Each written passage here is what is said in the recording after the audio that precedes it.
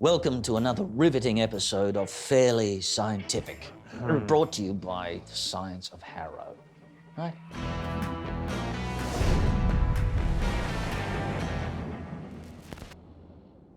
Today we venture boldly to a dark and watery realm where the forensic collides with the gastronomic jellyfish. Suspended in this glass is a deadly marine invertebrate. Recently, Dr. Harrow and Dr. Molyneux discovered this particular invertebrate in the stomach of a gentleman whose shark-ravaged remains washed up on a beach. Look, to be fair, there is no jellyfish in this class. Someone didn't clear it with OH&S. Sorry. Roll clip. Do you think that's seawater? Yes, and acid.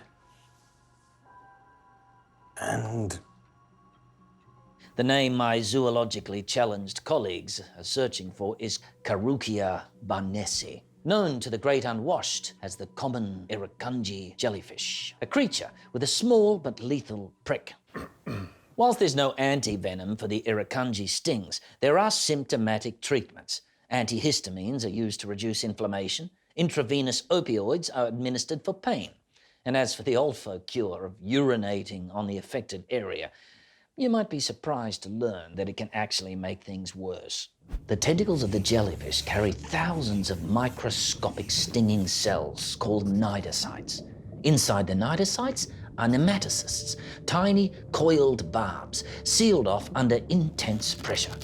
When triggered, the cells fly open and fill with seawater, forcing the barbs to shoot out and inject venom.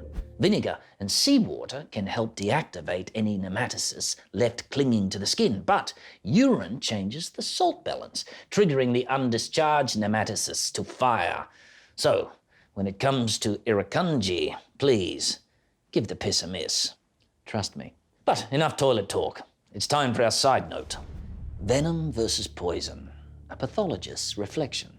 Though the words are often used interchangeably, they are entirely different kettles of fish. Stargazer, venomous.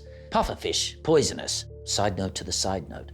Fugu sashimi, delicious. The difference between venom and poison lies in their method of delivery. As my mother once said, Lyle, if you bite it and die, it's poisonous. If it bites you and you die, it's venomous. Either way, you're dead. I was only 4.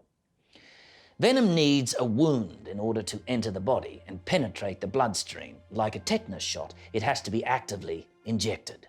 Take, for example, the male platypus.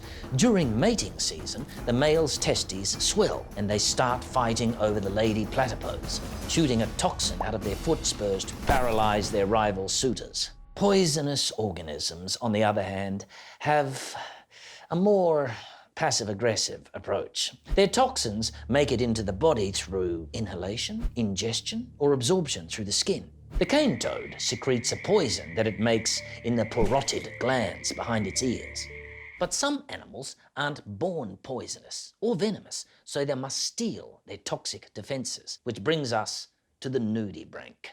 These psychedelic sea slugs have turned to a life of crime, robbing jellyfish of their stings by eating and absorbing their cnidocytes, which they can then use as ammunition against their own predators. So don't be fooled. Not all gentle, fleshy creatures are feeble. Some are grand masters of self-defense. Hoi! Hoi! Oh, God. Oh, it's gone into my computer.